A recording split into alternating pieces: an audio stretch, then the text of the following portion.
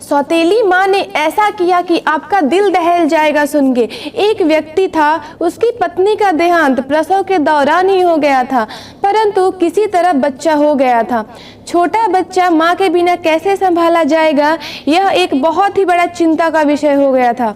कई मित्रों व सगे संबंधियों के कहने पर उसने पुनः विवाह किया। बच्चे को नई माँ मिल गई। नई माँ बच्चे की सार संभाल करने लगी। बच्चे को भी लगा जैसे उसकी माँ फिर से मिल गई हो। कुछ ही वर्षों में उस युवती को फिर एक पुत्र हुआ और उसका ध्यान अपने नए बच्चे पर अधिक रहने लगा। धीरे धीरे उसकी दृष्टि में दोष आने लगा और वो पक्षपात से ग्रसित हो गई। अब उसे लगने लगा कि इस घर का वारिस तो बड़ा लड़का है और संपत्ति पर भी अधिक हक इसी लड़के का है। उसे अपने पुत्र के भविष्य की बहुत चिंता रहने लगी। उसने अपने पति को समझा बुझा के राजी किया और बड़े लड़के की पढ़ाई लिखाई सब छुड़वा दी और घर के नौकर को भी हटा दिया तथा सब काम उसी लड़के से करवाने लगी।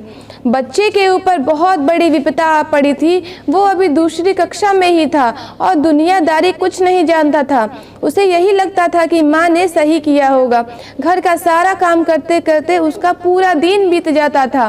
धीरे धीरे माँ ने उसे समझा दिया कि उसका असली कार्य अपने छोटे भाई की सेवा ही है और उसका छोटा भाई ही असली मालिक है। बच्चे ने माँ की आज्ञा मान ली और सदा ही अपने भाई की सेवा संभाल में तत्पर रहने लगा। अब वो बड़े लड़के को जरा जरा सी गलती होने पर डांटने मारने लगती थी ताकि उस पर एक भय बना रहे। वो कोई अच्छे से अच्छे काम भी करता तो उसकी सौतेली माँ उसे बिल्कुल बेकार बताती, लेकिन फिर भी बालक के मन में माता के लिए प्यार ही उभरता। वो उसे सौतेली नहीं मान पाता था। उस औरत ने घर के पूजा पाठ का जिम्मा भी उसी बच्चे को दे रखा था, अतः उस बालक की बुद्धि धीरे धीरे आध्यात्मिक होने लगी। जैसे जैसे वो बड़ा होने लगा उसे सच्चाई समझ में आने लगी, लेकिन वो अपना सब दुख भगवान से ही कहकर संतोष कर लेता था और उसका सारा दुख समाप्त हो जाता था। पिता से वो बहुत प्रीति करता था और जानता था कि पिता उसकी स्थिति से बहुत दुखी रहते हैं, लेकिन वो उनसे हमेशा माँ की बड़ाई ही करता था।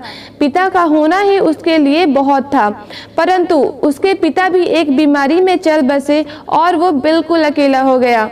बस भगवान ही उसके रह गए। समय बीतने लगा और दोनों बच्चे बड़े हो गए। अब घर का सारा अधिकार सौतेली माँ के हाथ में था। योजना के अनुसार बड़े बच्चे की शादी उस औरत ने बहुत ही गरीब घर में अनपढ़ औरत से करी तथा अपने पुत्र की बहुत ही बड़े घर में पढ़ी लिखी युवती से करी। उसने बड़े लड़के को नौकरों वाले घर में से एक घर दे दिया और उसकी पत्नी को भी बता दिया कि उसका असली कार्य मालकिन यानी छोटी बहू की सेवा करना ही है। छोटे लड़के के लिए उसने बहुत बड़ा भवन बनवाया था और स्वयं उसी में उन्हीं के साथ निवास करने लगी। बड़ा लड़का खुशी से अपना जीवन व्यतीत करने लगा और पत्नी के साथ माँ व छोटे भाई के परिवार की सेवा करने लगा। छोटे लड़के की स्त्री को उसकी माँ बहुत अखरती थी। उसे लगता था कि मालकिन उसे होना चाहिए। अब सास बीमार भी रहती थी और साथ में रहने के कारण रात बिरात सेवा उस छोटी बहू को ही करनी पड़ती थी, जो उसे बिल्कुल नापसंद था। एक दिन पता चला कि सास को छूत की बीमारी हो गई है। ये जानकर तो छोटी बहू और दूर दूर रहने लगी। उसकी आंखों में सांस खटकने लगी। उसने अपने पति से कह दिया कि इस घर में या तो वो रहेगी या उसकी माँ। छोटे लड़के पर अपनी पत्नी का जादू चढ़ा हुआ था। उसने अपनी ही माँ को घर से बाहर निकाल दिया और उसे वही नौकरों के घर में रहने को भेज दिया। अब माँ भी वृद्ध हो गई थी और अचानक हुए इस घटनाक्रम से एकदम बहदवास हो गई।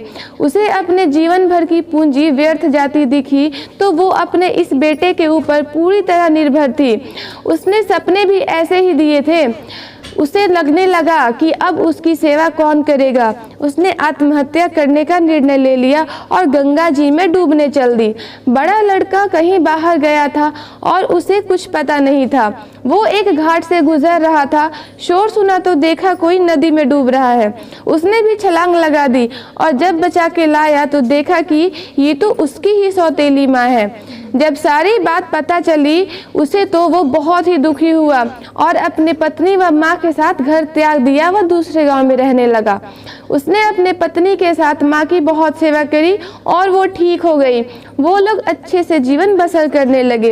एक दिन उसकी माँ से बड़ी बहू बहू ने पूछा, माँ मुझे कुछ शिक्षा दे। तो सास की आंखों में आंसू भर आए। उसने मात्र इतना ही कहा, बेटी तुम्हारा पति तो भगवान के समान है, शिक्षा तुम्हें उससे ही लेनी चाहिए। मैं तो इतना ही कहूँगी कि किसी को भी पराया नहीं समझना चाहिए और जीवन में किसी के साथ इतना बुरा मत करना कि जब वो तुम्हारे साथ फिर भी भलाई करे तो तुम्हारी आत्मा को गवारा ना हो। दोस्तों, अगर आपको ये कहानी पसंद आई हो तो इस वीडियो को लाइक और शेयर करना ना भूलें। धन्यवाद।